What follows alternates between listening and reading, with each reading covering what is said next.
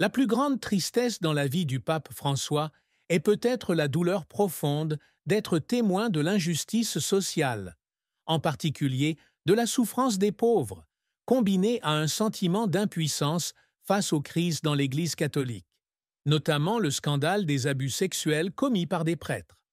Né dans une famille ouvrière, Jorge Bergoglio a grandi dans le quartier de Flores à Buenos Aires, où il a rapidement pris conscience de la disparité entre riches et pauvres dans la société argentine.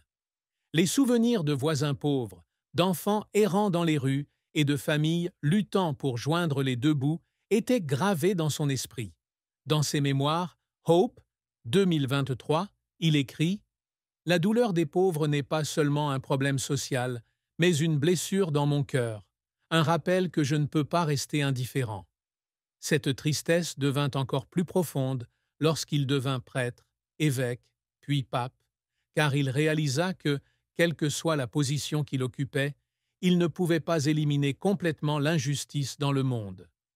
Une autre douleur est le scandale des abus sexuels dans l'Église, un sujet qui le rend profondément attristé par les dommages subis par les victimes. Dans un discours de 2018, il a admis « Depuis le début de mon pontificat, je me suis senti responsable de tous les crimes commis par certains prêtres. » Le scandale de 2018 au Chili, lorsqu'il avait initialement défendu un évêque accusé d'avoir dissimulé des abus, lui avait valu de vives critiques. Prendre conscience de son erreur et présenter des excuses publiques a été un moment douloureux, car il avait le sentiment d'avoir blessé involontairement les victimes. Il a un jour partagé dans une interview avec Vatican News que les lettres des victimes, décrivant la douleur et la trahison, l'ont laissé pleurer seul dans sa salle de prière. Cette tristesse ne vient pas seulement de la responsabilité personnelle, mais aussi de la prise de conscience que l'Église, à laquelle il a consacré sa vie à servir, a causé des souffrances aux plus vulnérables. De plus, les pertes familiales laissent également des traces profondes. Son père, Mario José Bergoglio, est décédé quand Jorge était jeune, et sa mère, Regina Maria Sivori, est décédée en 1981, laissant un vide qui ne pouvait être comblé. Il a un jour confié à sa sœur Maria Elena qu'il regrettait de ne pas avoir passé plus de temps avec sa mère de son vivant, une culpabilité qui l'a hanté pendant des années. La mort de 3 des 4 frères et sœurs, Oscar Adrián, Marta Regina et Alberto, a également été un choc. En particulier, la mort de Marta Regina en 2007 lui a causé beaucoup de douleur, car c'était sa sœur dont il était très proche. Ces chagrins, bien que privés, ont façonné François, faisant de lui un pape non seulement préoccupé par les problèmes mondiaux, mais aussi profondément sensible aux pertes personnelles des autres. Succès. La carrière du pape François est une histoire de dévouement indéfectible à l'Église et à l'humanité. Avant de devenir pape, Jorge Bergoglio a eu un parcours remarquable en tant que prêtre et évêque.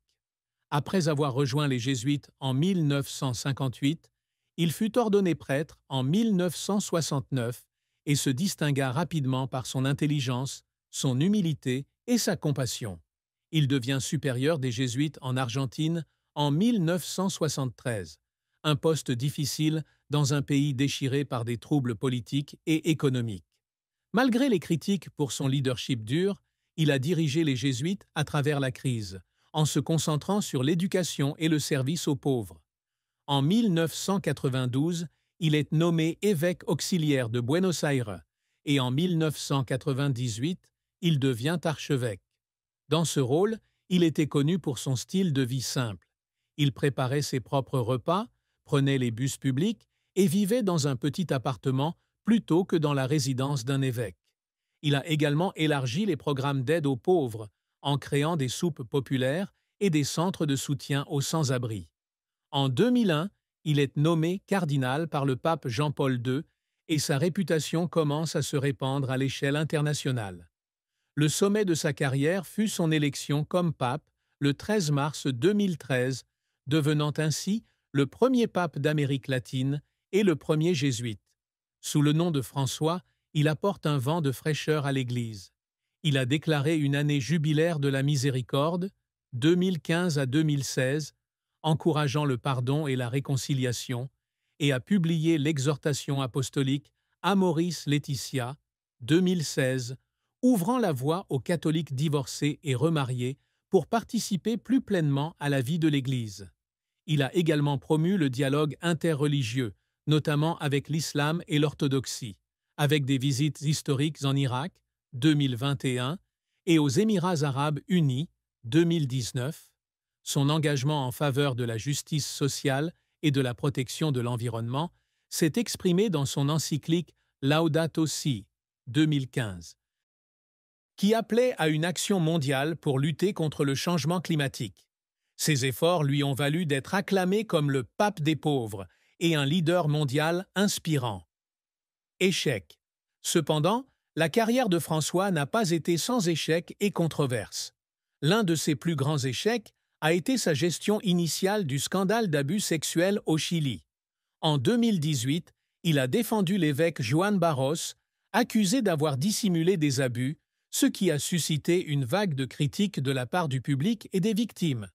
Après avoir réalisé son erreur, il s'est excusé publiquement, a rencontré les victimes et a demandé à tous les évêques chiliens de démissionner, mais l'incident a porté atteinte à sa réputation. Il a admis dans Hope qu'il se sentait honteux de ne pas avoir écouté les victimes les débuts. Un autre revers a été la difficulté de réformer les finances du Vatican. Malgré cela, la création de commissions pour accroître la transparence, les scandales financiers, comme celui d'un investissement immobilier à Londres en 2019, continuent de ternir l'image du Saint-Siège. Il a dit un jour aux cardinaux que les scandales lui donnaient l'impression de combattre un monstre à plusieurs têtes.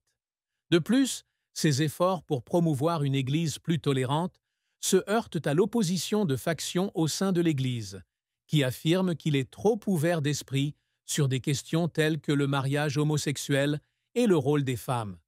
Ces échecs, aussi douloureux soient-ils, l'ont incité à poursuivre ses réformes avec plus de détermination. François a versé des larmes à maintes reprises à cause de ses efforts pour apporter la justice et la paix. Un moment mémorable a été une visite dans un camp de réfugiés à Lesbos, en Grèce, en 2016, où il a rencontré des migrants désespérés. Il a raconté dans un sermon que l'image d'une mère tenant son enfant en train de se noyer le faisait pleurer et prier pendant des heures.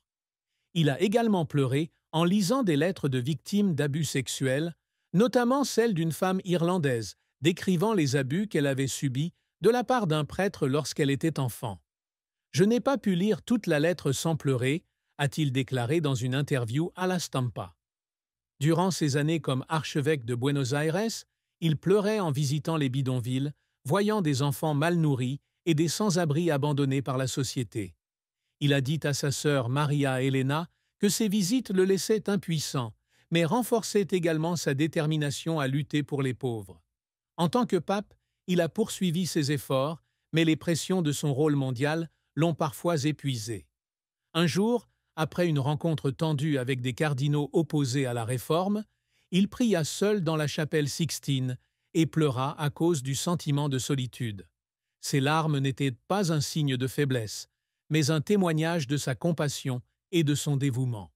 La triste fin de la vie du pape François fut sa mort le 21 avril 2025, des suites d'une crise cardiaque qui le laissa dans le coma et incapable de récupérer. Sa vie a laissé un immense vide dans le cœur de milliards de catholiques et de la communauté mondiale. La nouvelle de sa mort a été annoncée par le Vatican le matin du 21 avril, choquant le monde, car malgré ses 88 ans et sa santé déclinante, il était toujours actif, passionné de voyages et de conférences. Le Premier ministre italien Giorgia Meloni a décrit son décès comme « la perte d'un grand homme, d'un grand berger », tandis que le président russe Vladimir Poutine l'a félicité pour avoir favorisé le dialogue interreligieux.